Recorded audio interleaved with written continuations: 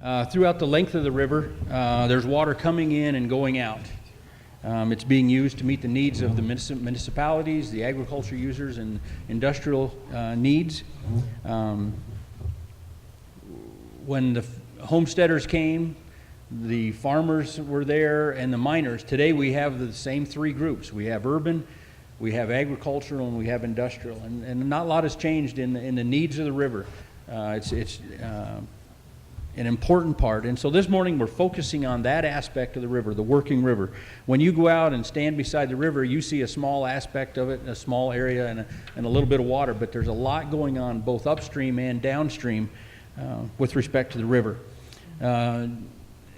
We as the general public, sometimes there's varying levels of knowledge on what's going on. And so the intent this morning is to try to bring that general knowledge to you and let you understand a little bit more of what's going on. So this morning we have 5 experts here that are willing and able to share their perspective of what the river is doing, what's happening to it, where's it come from, where's it going, and other aspects. So my name is Mark Simpson. I am the Poudre River Water Commissioner, and I got to move through this quickly to be in 10 minutes, but we'll do it. So where does the water in the Poudre come from? Who has the rights to use it, and who's watching? As far as who's watching, lots of people are watching these days. By the large turnout of this group, I work for the Division of Water Resources, which is part of the DNR.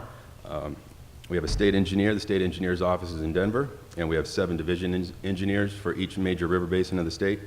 And each river has at least one water commissioner that is responsible for administering the water rights on the river.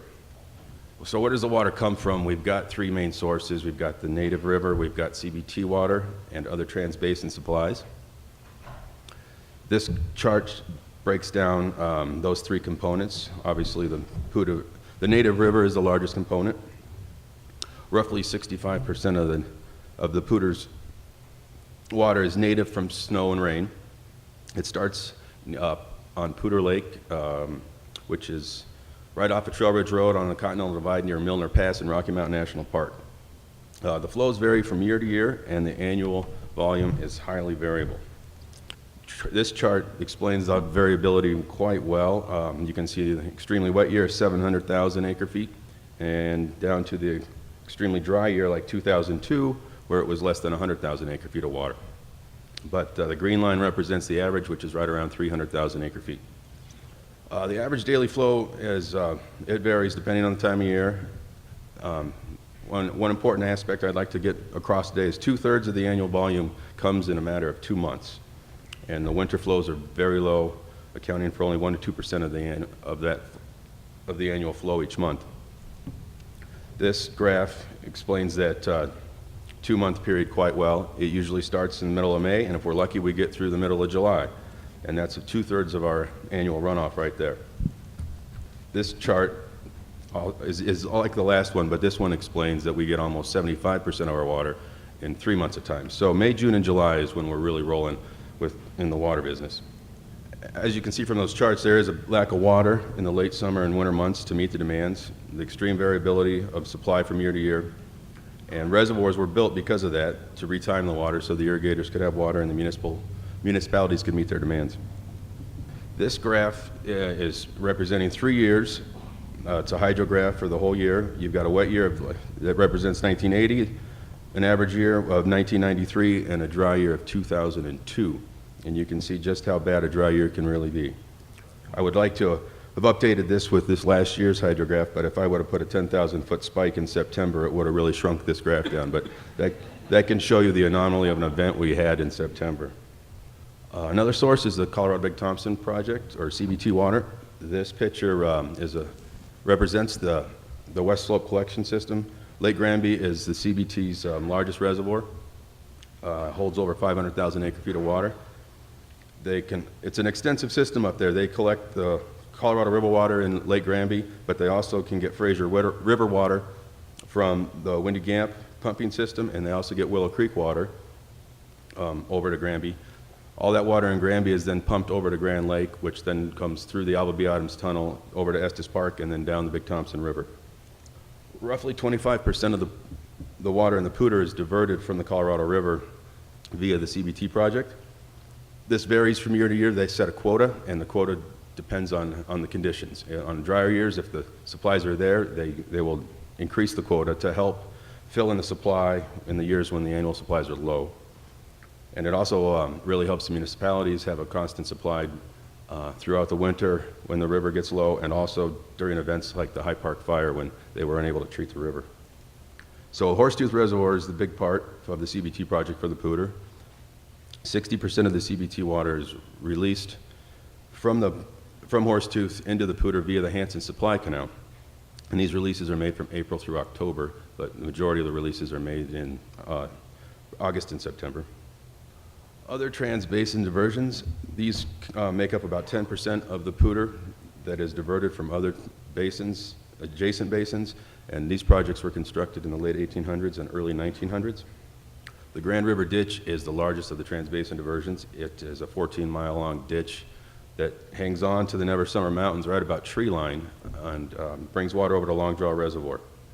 The second largest trans-basin diversion is the Laramie Poudre Tunnel, a 2-mile tunnel from the Laramie River to the Poudre River.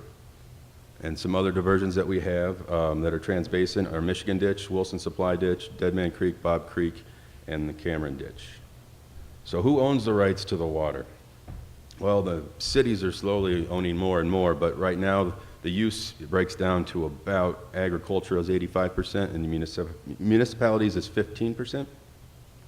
And there's also the recreational and environmental users, but those aren't included in these because they are non-consumptive uses. Here is a line diagram of all the ditch companies on the Poudre River.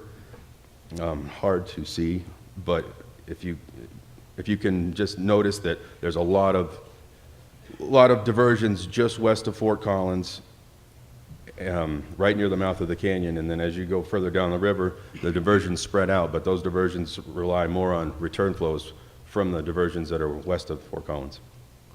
So with the ag use, we have 4 large irrigation companies on the Poudre, North Poudre, Water Supply and Storage, Larimer and Weld, and New Cache Irrigating Company, or Cache la Poudre Irrigating Company. I better get that right, Dale. There's also many other smaller irrigation companies and individual water rights. This map shows the areas underneath the four big ditch companies. The red is North Poudre, the orange is Water Supply and Storage, the pink is Larimer and Weld, and the gray is New Cache. The blue area and the yellow area represent Fort Collins and Greeley. And this is just aerial imagery they do every 5 years to try and determine what crops are being grown, but this is just to show you how much irrigation there is in the basin. The municipal and industrial users, we all know the cities of Fort Collins and Greeley. Most of you probably know that the treatment plant for Greeley is west of Fort Collins in Bellevue. But just across the street from the city of Fort Collins treatment plant is the Tri-Districts, or Soldier Canyon filter plant. And that is comprised of Fort Collins Loveland Water District, East Larimer County Water District, and North Weld Water Districts. This map is the service areas for those 3 districts. The orange is Fort Collins. The blue below that is Fort Collins Loveland Water District. The purple area is East Larimer County Water District, and the yellow area is North Weld Water District. Recreational and environmental users or uses. CWCB in-stream flows are mostly up in the mountains. They were developed in the 70s to protect fish flows from future development. And recreational in-channel diversions, City of Fort Collins has 2 RICDs. Most prominent one is just below College Avenue on the Poudre River. So how are rights administered? Water rights that were applied for first get the senior priority. And water rights in the Poudre are assigned a number, 1 being most senior and 100 being junior. The senior rights are 1860s, the junior rights are 1880s, but even today you can file for a junior right of 2014. For how we administer storage rights, they are junior to direct flow decrees on the Poudre. In other words, irrigation calls out storage. So typically the storage season is November 1st through April 15th. But we can also put water into storage when the flows are high and the demand is low. We can still store water as long as it's within the priority system. As the river comes up in the spring, I'm able to deliver more water to the ditch companies. And each ditch company, a lot of them have multiple priorities. So they might have 3 priorities, and when the river's big, they'll be able to run all 3 priorities. But in the same note as when the river decreases, the last right I've given out is the first one I'm going to take back. And in many years, junior water rights will never even come into priority. It takes a really big river to satisfy my 100 water rights. And there's a lot of water rights above that. But a lot of times those junior water rights do not get any water. So in conclusion, the Poudre River has multiple sources of water. The flows vary considerably annually, monthly, daily. And agriculture continues to use the largest majority of the Poudre River. For many water right holders, the water isn't there when it's needed.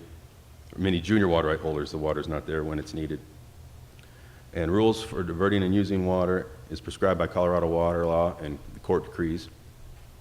And the Poudre Water Commissioner is responsible to administer the working river. Thanks.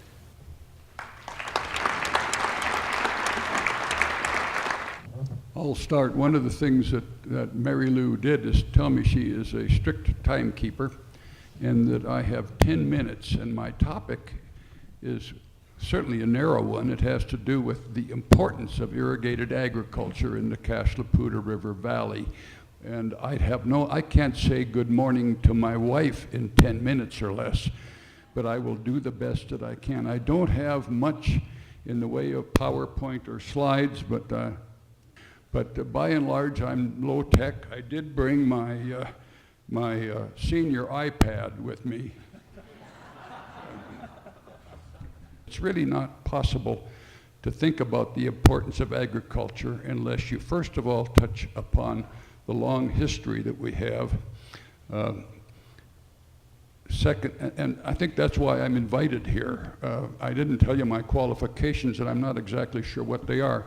The irrigated agriculture and irrigation and water stuff in Colorado started about the middle of about 1850. And I think Mary Lou realized I've been around for about half of that time, so I would have a little bit of a perspective. I am of counsel to the law firm of Fisher, Brown, Bartlett, and Gunn. Being of counsel means that I'm a recovering lawyer. I don't do any heavy lifting. I do go in and bother the active lawyers who are working from time to time and eat their M&Ms and drink their coffee. But I did serve for a few years and was president of the state's water board, and I'm still on the board of the Northern Colorado Water Conservancy District. I've been in that position for about 20 years, and I've done work for the Cache la Poudre Water Users Association and others in the basin when I was an active lawyer. We're not going to look at history, we're going to look at the current situation too, and maybe what's down the pike for us as we try to think about the importance of irrigated agriculture. Lawyers are pack rats, and I am one. I save stuff thinking I can use it again, and then usually I never can find it.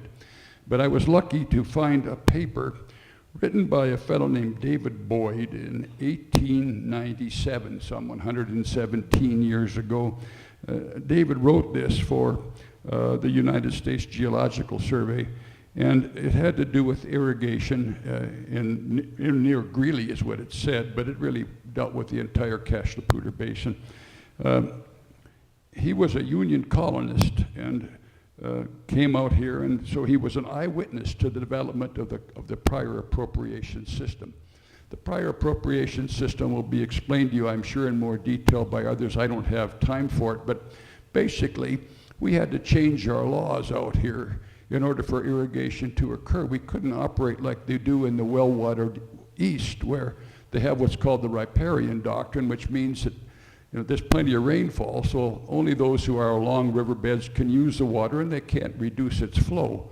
That wouldn't work out here because this was a great American desert. And so we developed a system that included, among other things, the right to take water onto the benchlands of areas far away from the river in order to water it. In fact, we even have private rights of condemnation that enable a water user to take a stitch across intervening lands of others. All this was foreign to those who were from back east.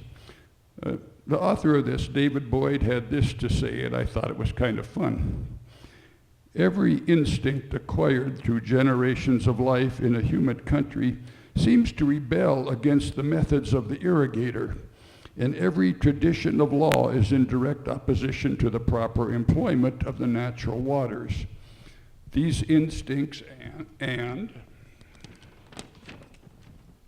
traditions have had to be laboriously demolished, usually after severe struggle, and the series of contests appears to be a never-ending one. And he wrote this 117 years ago, and we're still doing this. Water courts are wrestling with this. We need to, I think, to look a little bit at the people. Mention has been made of the Union Colony. Dale mentioned, for instance, that his company, New Cache, has been around since 1870. Well, it was at that time, basically, that the Union Colony was formed and became active and began the construction of the major ditch that New Cache operates, which is called, everything in all water structures have more than one name, it seems. It's called the Greeley number 2, the Cache la Poudre number 2, but it is the major ditch that was begun by the Union Colony. Mark Simpson, who mentioned that there are 3 other ditches besides number 2 that are on the Poudre and divert from the Poudre, they all take water basically from the Poudre to the east side of the river, but that doesn't mean there aren't others, that smaller ones that divert water to the west as well. This map is one that Mark didn't show you, and the reason I'm putting this on here is so you can get a feel for the length of some of these ditches. I should have a little pointer here. The Poudre kind of runs along like this, and very faintly you can see some of the major ditches that run way out here all the way to Lone Tree Creek, and the city of Greeley is down here.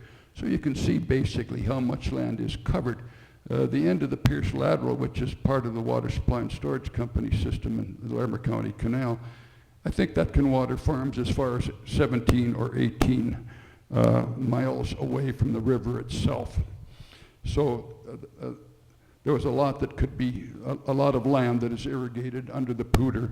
The estimate I've seen is 180,000 acres can be irrigated there.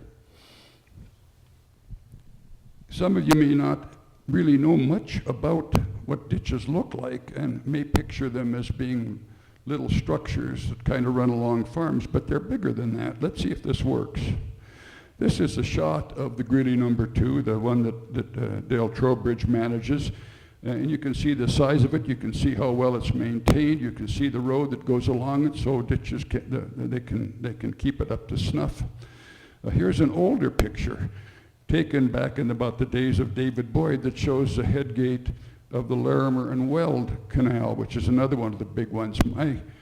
I've read that the Larimer and Weld is the largest irrigation ditch in the state. It's some 50 miles long, and when it was constructed, it was big enough to take the entire flow of the Poudre at that point. As we went along, these ditches,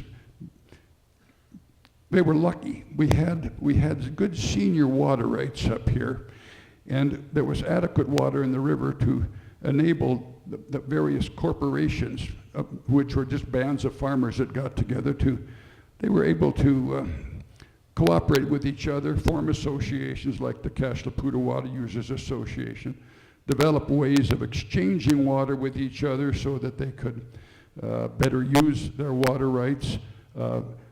As time went along, reservoirs were built because some of the crops that were being grown needed late season water, and the river just didn't provide it on direct flow basis. So all of that basically occurred. We also began to see wells being utilized in the basin.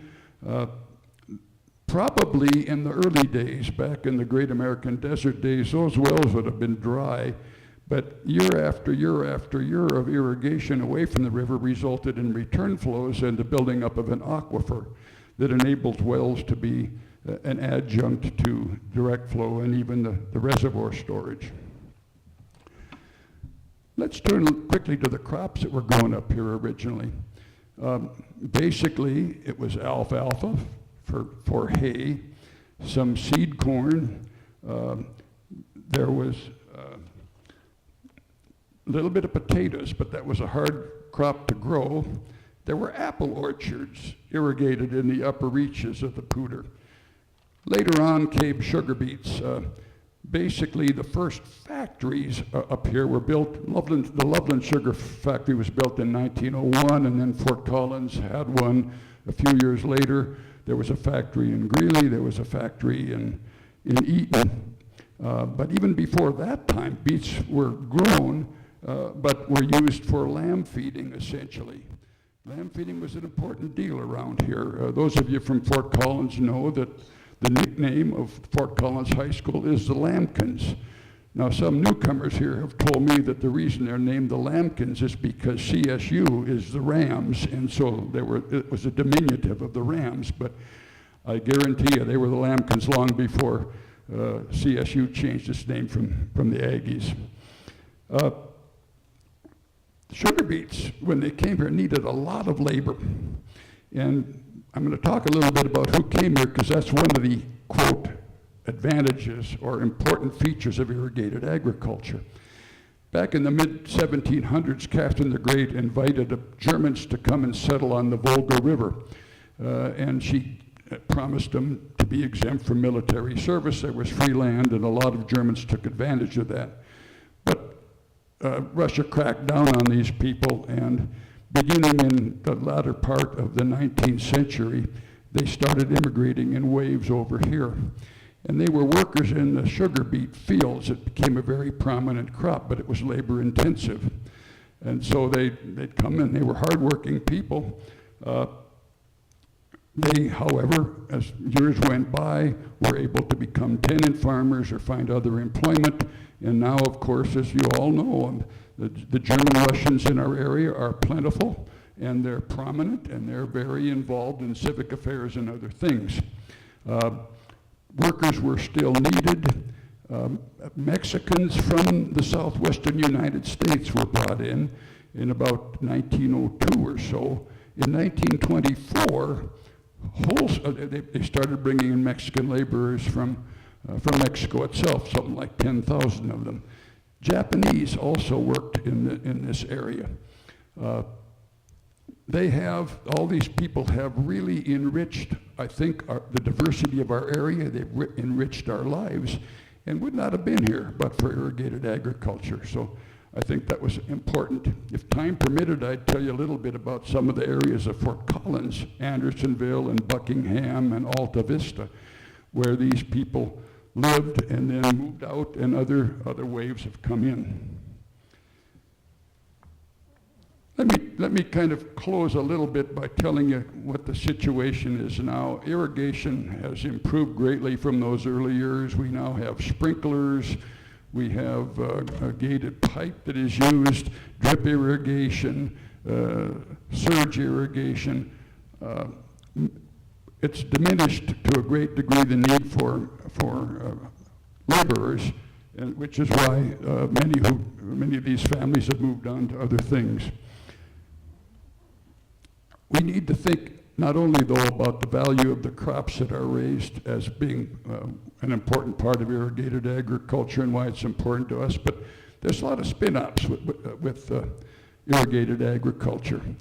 Reservoirs provide flat water recreation. Horsetooth is a good example of it, and other minor lakes. My son Dan, who you saw up here, lives on a lake. He built a hockey rink. We're out there skating. All this is because of irrigated agriculture. A lot of the businesses in our area are ag-related. They wouldn't be here but for irrigated ag. I'm thinking of the seed companies, implement dealerships, those who manufacture and install sprinklers.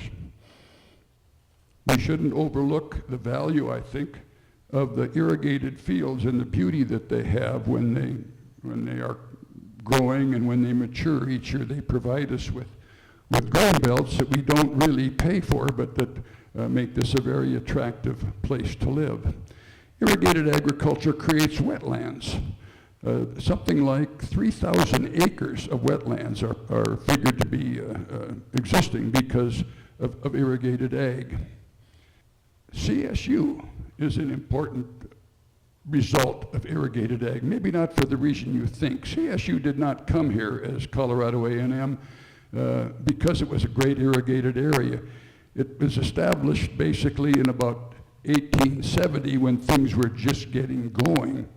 In fact, a professor basically at CSU had this to say about establishing the school here. The affair was looked upon as something in the nature of a burlesque, a school for the promotion of agricultural science located in the great American desert with nothing in sight more suggestive of enlightened civilization than dry prairies dotted with cactus patches, bestrewn with bleaching bones of departed buffalo, and inhabited by prairie dogs, coyotes, and buzzards. And so that was the landscape when CSU came here. That was the landscape before the advent of irrigated agriculture. So I think you can see, as you think about it, how important ag has been to us. I won't get to what we have in the future. I think that ag is being challenged greatly by growth. There's a lot of water moving from ag to municipal and industrial use, and we've got to figure out ways to store every drop of water that we can. Good morning. My name is Lee Rizaklis. I'm a hydrologist and water engineer. I've spent the last 33 years of my career working on water supply issues in Colorado, primarily along the Front Range, helping cities and towns meet their needs while also preserving water in streams. My connection to the Poudre goes back, 40 years. My closest childhood friend from where I grew up in the Midwest, and I both moved out to Colorado in the late 60s. He moved to Fort Collins, I moved to Boulder. We shared a passion for fishing, skiing, bicycling, and would regularly invite each other to our respective home basins to extol the virtues of Boulder Creek and the Poudre River. The Poudre always won hands down.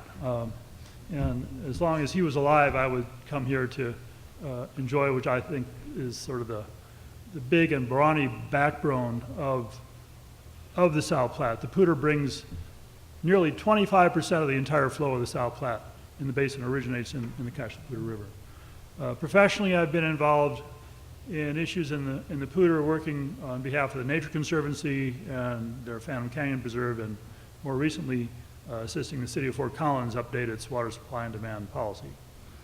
I want to talk briefly about water for cities and town and how the Poudre provides for that. The Poudre provides water to 12 cities and towns, more than 300,000 people, serves 2 major universities. There are more than 9,000 businesses and 1 regional power plant. Quite an impressive array of urban uses, municipal, industrial uses served by the river that keep the economy lively and support development and livelihood in the basin. There are 3 major water providers. The city of Fort Collins, which I think, as was previously mentioned, diverts water from the Poudre at the Fort Collins pipeline, which is up Poudre Canyon, just near where the North Fork and the main stem come together.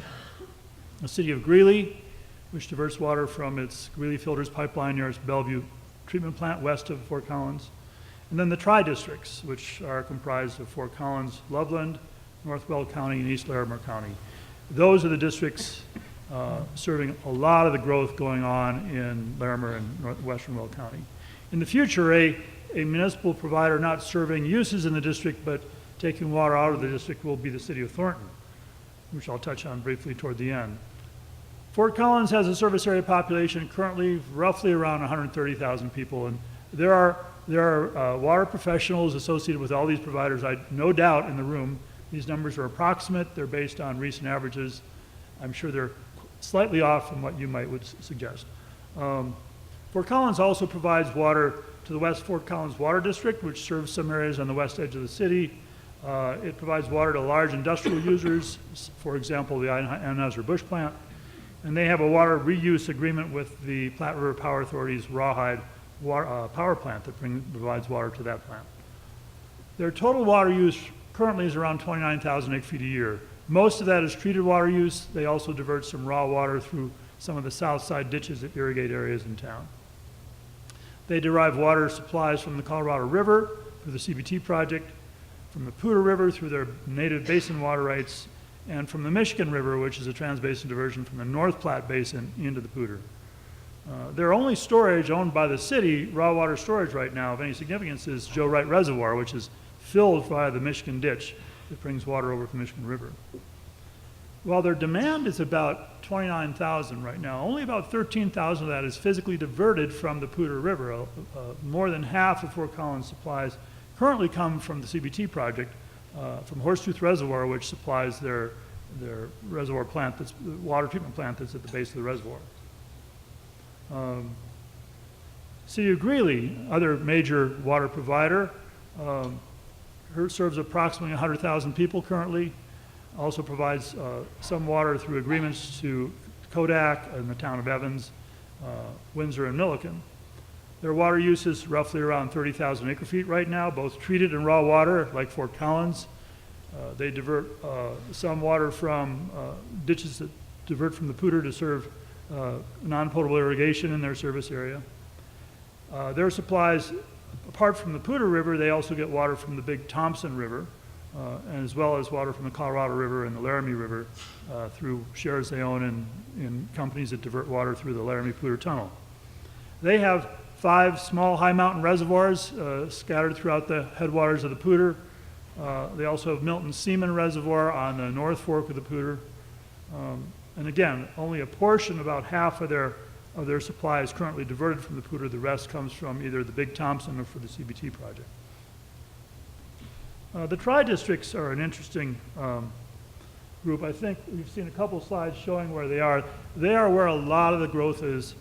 They have a very interesting history. They were formed in the early 1960s to provide a safe and reliable domestic supply to rural farmhouses and little crossroads settlements well beyond the cities. They have very large and extensive distribution systems. Each of the tri-districts has 300 to 600 miles of treated water lines, most of which are in the 6 to 8 inch diameter category to deliver this water out to serve what was originally very modest and dispersed growth. Well, since the 1980s and 90s, a large portion of the additional growth going on in the region has wound up in their service areas, and their whole mission is fundamentally changed into be growing up very rapidly into a major urban water provider group. They currently serve a combined service area of about 100,000 people, almost equal to that of Greeley. Rural, it's populations in unincorporated Larimer-Will counties. They also serve water under various contract arrangements to the towns of Ault, Eaton, Gailton, Gill, Lucerne, Pierce, Severance, Tinmouth, Windsor, and parts of the cities of Fort Collins and Loveland.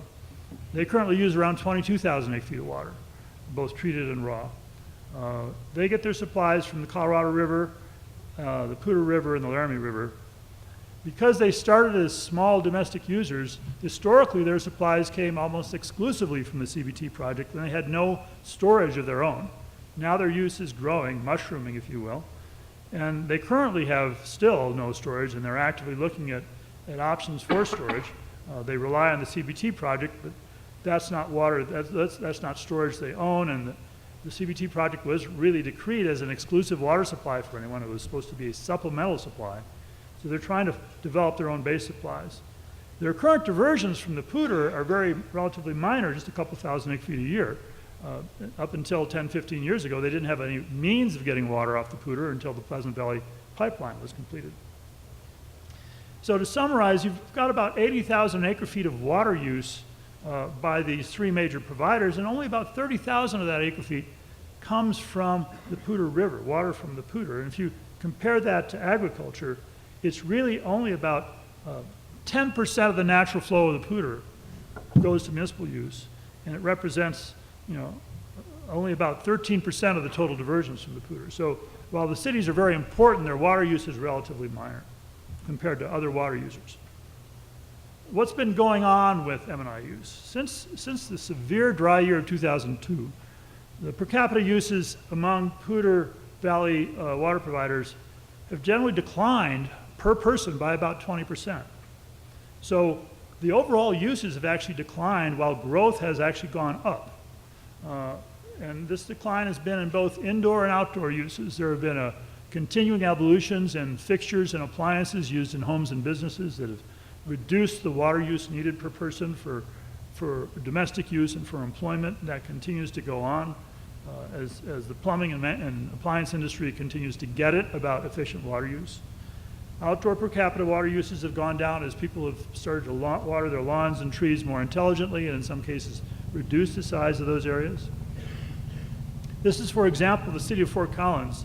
This is the chart that shows the blue bars show their total treated water production from 1960 to 2010. And you can see it peaked just before 2002 and has been declining since then, even though population within the city service areas continued to go up.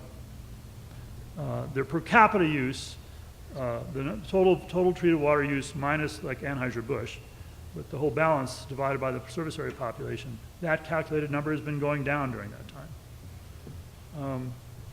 Cities also produce wastewater, and there's a half a dozen significant wastewater dischargers on the Cache la Poudre River, 2 owned by Fort Collins, and 4 others. The relatively modest amount, it's about 22 million gallons a day, which is about 35 CFS of wastewater into the creek. That's proportionally low given the population. One of the reasons for that is there's a significant amount of wastewater reuse that goes on through arrangements between the city of Fort Collins and Anheuser-Busch and the Rawhide Power Plant. What's going on in the future? Well, number one thing is population growth. Every time the state or the cities do a population projection, a long-term water supply plan, the curve is always going up. And the one thing we seem to be unable or unwilling to do is find an endpoint to that. So maybe that's a curve that's endless. I mean, that's one of the big questions that has not been addressed in the water community. We've felt like as professionals and as water managers, our job is to meet the demand, however that is defined by local governments and by people having rights to develop their own property. On the positive side, I think there's going to be continued savings in per capita indoor uses. I think there's still a great margin of reduction, maybe an additional 25% less per capita that we can all achieve without even noticing it. And it's going to happen as more modern fixtures and appliances slowly make it into our homes and businesses. Water loss reduction, what am I talking about there? Every city, every water district fights in court, spends millions of dollars, gets environmental permits to build structures and reservoirs to bring water off the rivers to their treatment plants where they treat it to make it absolutely safe to drink, and then they distribute it out to their customers, and up until the last 20 years ago, 15 to 20% of that would leak out of our treated water lines. I mean, that is a gold mine for reclaiming water. You don't have to go to water court to do it. Cities have figured out how to do that. The technology for doing that effectively and more cost effectively has increased greatly. That's going to be a continued source of savings that cities can use to meet their needs. Outdoor use will continue to decline as we learn how to irrigate water more efficiently, but there's a dilemma there. At what level do we start deficit irrigating our urban landscape? And how green do we want to keep our cities? One of the big things that's going to affect urban water use in the future, as well as all other forms of water use, is the prospect of climate change. And what it seems to mean for Colorado is we're going to have earlier snow melt, and so that natural free reservoir that we get, it stores water in the form of snow until late June and early July before it finally melts out, may start melting out as much as a month earlier and overlap less and less with our peak demands. So that at the same time, temperatures are supposed to be warmer. And so our outdoor uses, the amount of water per square foot to keep lawns green or to keep our trees alive, are likely to go up. So eventually we're going to need more water per unit of landscape in our cities, or we're going to have to settle for a less green environment. And we don't know exactly where that trade-off is. Overall, M&I demand in the Poudre is projected to grow by more than 60% by 2050.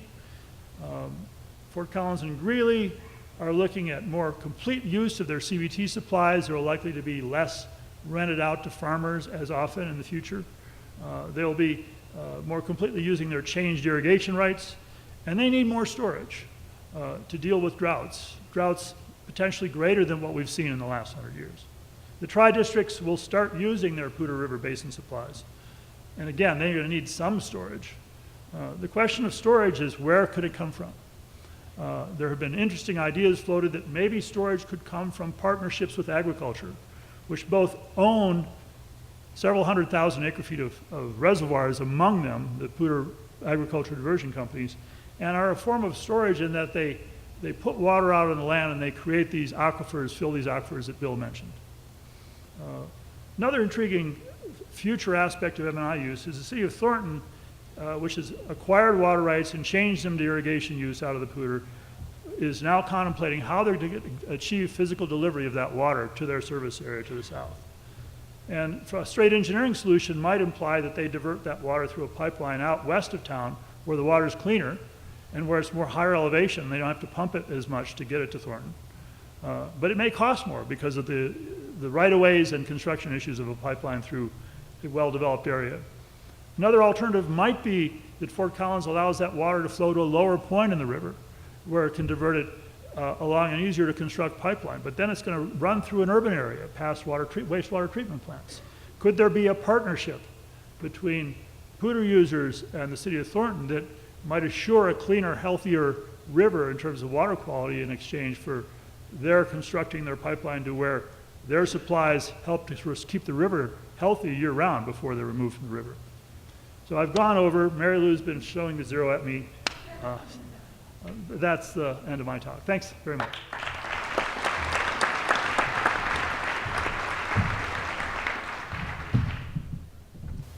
Hi, my name's Matt Bailey. I'm representing Odell Brewing in the Northern Colorado Brewers Water Group. And I'll be touching on the water for our industry in Northern Colorado and Fort Collins and how important the Poudre is for us. To steal a quote from John Stokes, I think it best summarizes what the Poudre is to our community. It truly is the artery and the lifeline for businesses in Northern Colorado, from computer chips to agriculture to jet turbines to beer. It really keeps everything going within our Northern Colorado. So Lee touched a little bit on this just briefly, so a little bit of overlap here. But how much does Fort Collins use from the Cache la Poudre? On average, from 1884 to 2012, it's about 4.3% of the total river flow. This bar chart here, the gold, represents the percent of Poudre use from the city of Fort Collins compared to the blue bars, which is the total river flow. 4.3% doesn't seem like a lot, but if that number increases, or if you add 4% here, 4% there, it can have a big impact, to agriculture and a lot of different industries. And also, as Lee pointed out, it's hard to see from this chart, but the use from the city of Fort Collins is on a slight decline, which, with our population growth and the number of breweries that have entered the community, I think that's pretty impressive that there is a slight decline there. This bar chart represents where the city of Fort Collins gets its water from. There's a lot of variation based off of flow years and drought years and whatnot. But on average, the city of Fort Collins gets around 50% of its water from the Poudre and around 50% from the CBT. This image here, I think, is a great embodiment of the Poudre. It's a great artistic representation of what it means for a lot of recreational aspects, and it's a beautiful picture. But without this river, we don't get beer.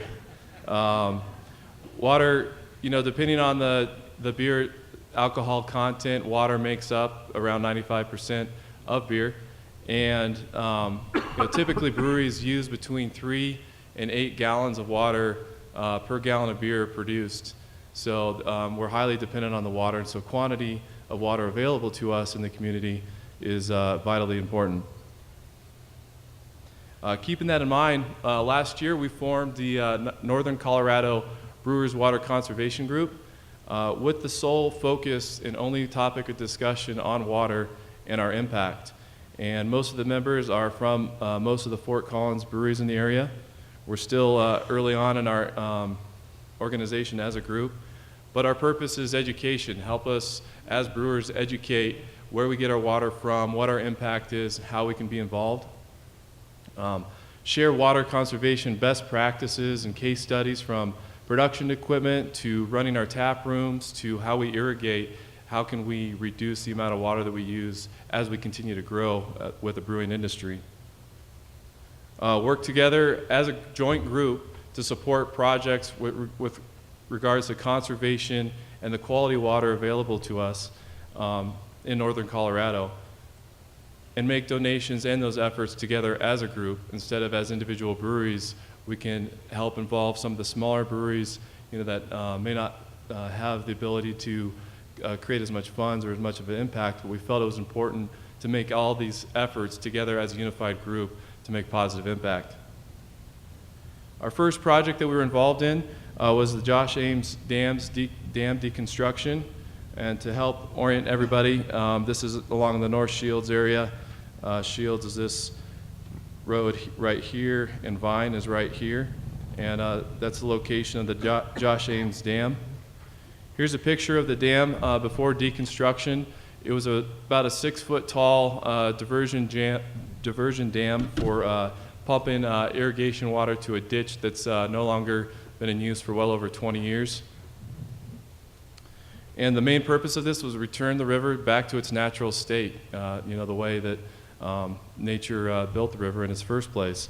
The diversion structure wasn't being used, and it created a lot of sediment and debris buildup behind the river, creating shallow waters behind the dam. So by removing the dam, we could lower water temperatures and help reduce water evaporation from those shallow waters, return natural fish migration patterns up and down the stream, and increase recreational safety for the public. Here's an image of the dam during the removal. And what it looks like today, just before winter set in here. But I think there's many companies involved with this besides the brewers. But I think it's a good example of how when an industry like brewing can get together and work together on a unified effort, we can have a positive impact. And where the river is vitally important to us, how we're concerned about the health of the river long term and beyond our generation. Coming back to the same slide, quantity is obviously important, but the quality of the river is quality of the water available is tremendously important. It has a huge impact on the final result of our product and drastically affects the flavor and the results of our beer. Oftentimes you can see in breweries around the world where they actually change the water chemistry of the beer or the water that they brew with to mimic different areas of the world, such as British ales or German lagers.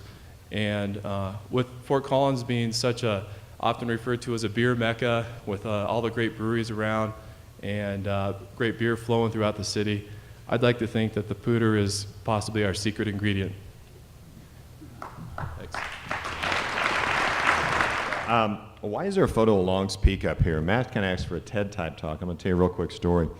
Back in 1980, I was living in Kansas City, and a buddy of mine who was a national park ranger we decided to come out and climb our first mountain, and that was Long's Peak. And of course, I think most of you recognize that iconic photo of the east face of Long's Peak in Rocky Mountain National Park. And I cannot say it was the easiest thing I've ever done, but what did happen after that was we did make the summit, and as we came down, I got really tired, and man, I hurt all over, especially a Missouri kid. So he tells me to go, there's a little small stream, and he tells me, go stand by that stream over there. And I said, for what purpose? He said, negative ions.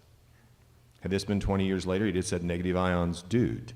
But negative ions are something that is around moving water. They go around storms, they're around oceans, rivers, waterfalls. And negative ions have a real positive impact on you. I'm here to talk a little bit about recreation and tourism. Negative ions make your mood better. Any of you have an ion generator in your office, like I do? Guess I'm the only one. That's why I'm happy. Plus, I get to do something fun for a living, and that is promote tourism. In Fort Collins, and just in Fort Collins alone, about 1 million people visit us every year. 1,600 people work directly in this industry. We generate about $58 million in household revenue. We have about an $11 million impact on the city of Fort Collins budget and about $120 million on the local economy. It's a really important source of revenue, both for Fort Collins, northern Colorado, and the state as a whole. But the number one reason people come here, we do surveys every few years to find out why people are here, and the number one reason people come to Fort Collins is the same reason, one of the number one reasons people come to Colorado, and that's for outdoor recreation. Our river is unique, as you well know. It's the only national wild and scenic river in the state of Colorado at this time. Commercial rafting trips on the river are limited. There are 5 licensed outfitters. I know at least one is here today. I saw him out in Whitewater Descents. And it's estimated by the Forest Service about 36,000 to 37,000 people take those trips each year. About 18,000 more people go down the river on their own, boat, kayak. I don't think that counts tubing. I'm not sure, but we'll have to ask the Forest Service. So in total, about 55,000 people each year go down that river. A lot of people we talk to tell us that the highlight of their vacation, the one thing they remember the most of their Colorado trip, is their river rafting experience. It is a rare opportunity, it is unique, it's exciting, it's fun, it's educational. It is a bonding activity for many. In the top left-hand photo, I have proof it's a bonding activity because that is my staff going through those rapids up there. This is something that people really look forward to and throughout their vacation, and memories they take home with them. Comes from the river. It's a hub for recreation for us. It's also an access point, the canyon itself is, for other kinds of recreation other than just river rafting, kayaking, canoeing, fly fishing, hiking. I think everybody recognizes a picture of Gray Rock. In the Poudre Canyon itself, there are, in and around the Poudre Canyon, there are 17 Forest Service campgrounds and 10 recreational areas. That's one of the largest concentrations of outdoor recreation in the entire state of Colorado, right in our own backyard. The number 2 reason people come here is what Matt talked about, and I have to apologize for having a New Belgium slide up, but I knew Odell was going to be here, so I figured I'd give him equal time. And the reason I picked New Belgium in particular is because outdoor recreation and brewing are not separate. They're tied together. These two things are very much intertwined, especially here in our market. And where else in the country do you find the beer that is probably the most iconic beer in Fort Collins that has a picture of a mountain bike on it? It goes to show that the interrelationship between the breweries and our brewing culture and our outdoor culture, they are not separate. They're all part of one thing. The river, biking, hiking, and our craft beer are all interrelated. You've seen this old shot. I'm sure some of you tell me what it was. You should all know. That's old Camp Collins. What happens today is a lot of communities, as we know, start around water. But what has happened is the waterfront has become a wonderful centerpiece for communities to build, to bring people back. Old Camp Collins isn't there anymore. You know, it was flooded out, as we all know. But in many cities today, what has happened is river districts have become decrepit and run down, and cities have brought people back to their downtowns and back to the heart of their communities by using those riverfronts. Anybody recognize this one? That's San Antonio. You may or may not know something about San Antonio. This is not a river. This is a canal. This was a flood control project that was built back in, I think, 1928 or 24, if I'm correct, in the city of San Antonio. I picked some images of some places that are either well-known destinations or places that have really done a great job in using their rivers to bring people back together, both for recreation and tourism. The San Antonio Riverwalk, and I lived in Texas for a few years, San Antonio Riverwalk is the most visited attraction in that part of the state, even more so than the Alamo. The Riverwalk has become the centerpiece for recreation, for families, for art, for music, for conventions, for dining, for entertainment. Any of you have been there, you know what I mean. It really is a wonderful place. You can go down there and walk down and hear a mariachi band. Maybe that'll happen, something similar, not the same, here someday too. This is my old home where I ran a convention bureau for a long time. This is Tampa, Florida. This was a decrepit area that used to be, and still is, it's on a shipping canal.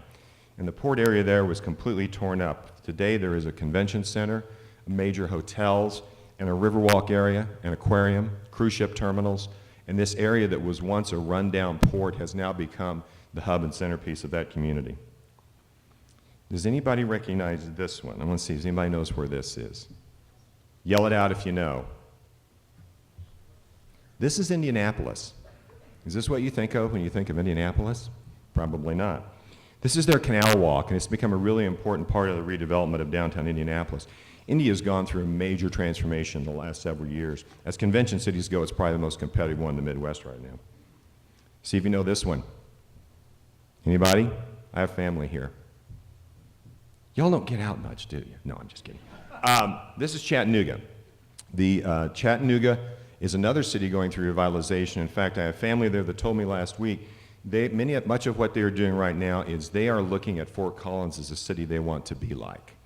So they've gotten into Outside Magazine, and you're seeing more people in mountain bikes, and you're seeing more people wearing fleece, and more people. They're starting microbreweries. It's not as cold in Chattanooga as it is here. The Chattanooga's used their riverfront as an area to attract visitors and bring people back together. This is a hard one. Anybody have a guess where this might be? Here's another city that was really kind of run down and has really made a big name for itself lately. This is Oklahoma City. This is not what you think of when you think of Oklahoma, is it? This in Oklahoma City is their kind of river walk that they've been doing to revitalize and bring people downtown. Now let's see if you recognize this one. This is an artist rendering. This is Block 1.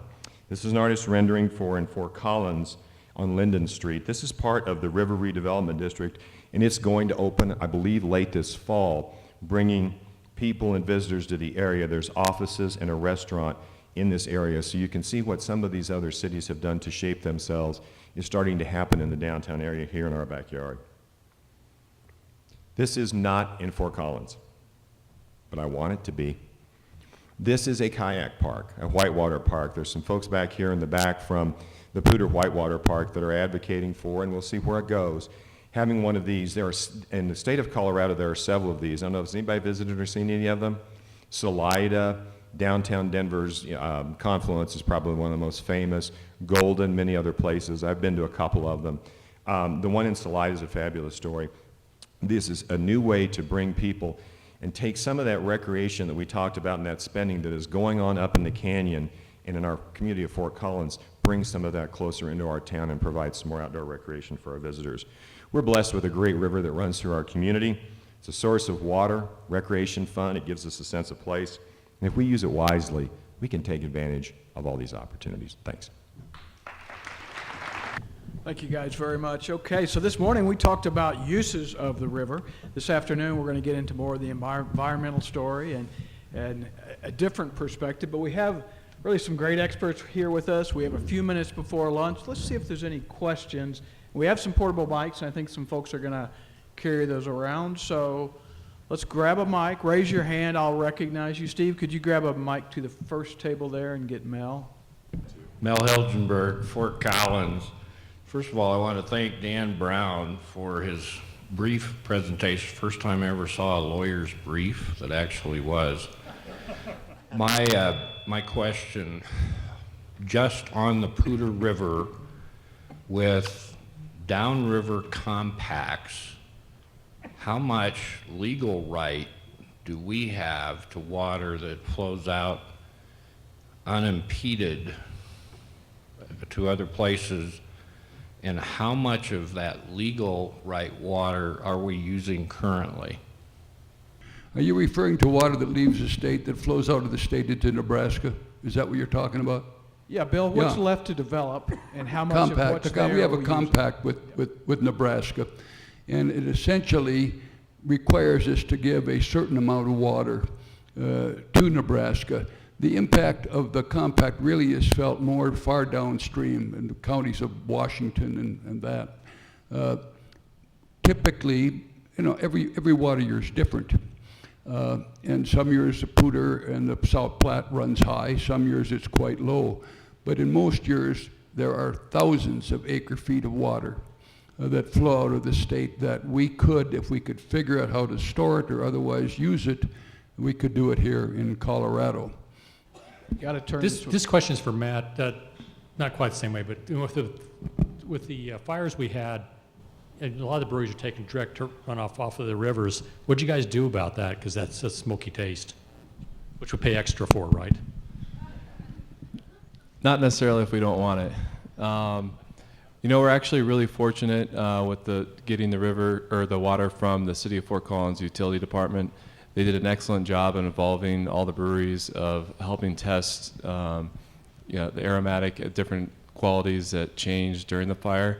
And we're also, the city was able to manage the flow of the water that year coming from the CBT compared to the high turbid runoff situations when we get big rainfall, where we'd get the ash and soot into the river. So locally, we just kind of kept a close eye on it, and we're fortunate with the City of Fort Collins Utility Department, the way they treat it. Is the concern flavor or quality or treatment, or what worries you guys most about the fire from a brewing point of view? A little bit of all of that. What we learned during that instance was that the ash and soot that entered the river would have could impart sooty flavor, aromatic characteristics, or phenolic or sort of like Band-Aid characteristics to the beer, and they helped involve us in that process to figure out what was the right levels that was acceptable, and so it wouldn't impact any of the qualities of the beer. It's all about quality. Yeah. Another question, please. Right up here, Steve. The front row people are winning. I mean, they're doing good. This is a question for the beer man. I don't know anything about beer, but I know that they use hops to make beer, which is something that's grown. We have all these breweries around the area of Fort Collins. Has that had any impact on the agriculture that's prevalent in the area? We used to live up near the Budweiser plant, and there was a bad smell that we thought was coming from Greeley, but people said, no, that's from the hops and the beer. If it was a bad smell, it probably wasn't the hops in the beer. It was probably a wastewater treatment. Hops, in my opinion, smell fantastic. Colorado, as far as hop growing is concerned, is still kind of in its infancy. There's a lot of hop growing that goes on the western slopes, and there's some different people that are trying to start growing hops here in northern Colorado, and I think it's more of an equipment thing.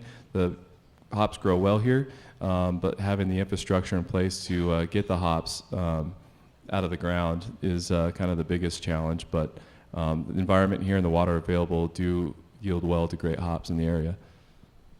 Does that answer your question? Good. Do we have another question? This is a question regarding the new gray water laws. I know you have projected population growth for M&I use and the water increasing, but with the new gray water laws aid to decrease the M&I use, even though population is projected to increase? So you want to take it, Lee? Sure, Talking about sure. gray water. Gray water has not been a major piece of the M&I use picture, and that's something I think people have been interested in. The laws that govern water use in Colorado aren't necessarily conducive to just unlimited capture of gray water because precipitation and return flow from one user's use of the water is allocated and is legally available to the next user downstream. That's part of their supply. And so what seems like a common sense thing to do, which would be to capture, say, rainwater or use of gray water from your system, actually increases the amount of water that you're consuming compared to not doing that, and that has an effect on people downstream. So now the legislature has allowed for a pilot program to move forward, and that's being looked at, but that has not been historically a big part of M&I water use in the Poudre River or elsewhere. So that was a bill that Representative Fisher from Fort Collins carried last year, and I believe municipalities have the right now to begin to lay out the way they want to do gray water development in their towns. It has to be reusable, obviously. Yes, yes. So to be determined really how much impact that has, I think. All right, let's thank this panel, please.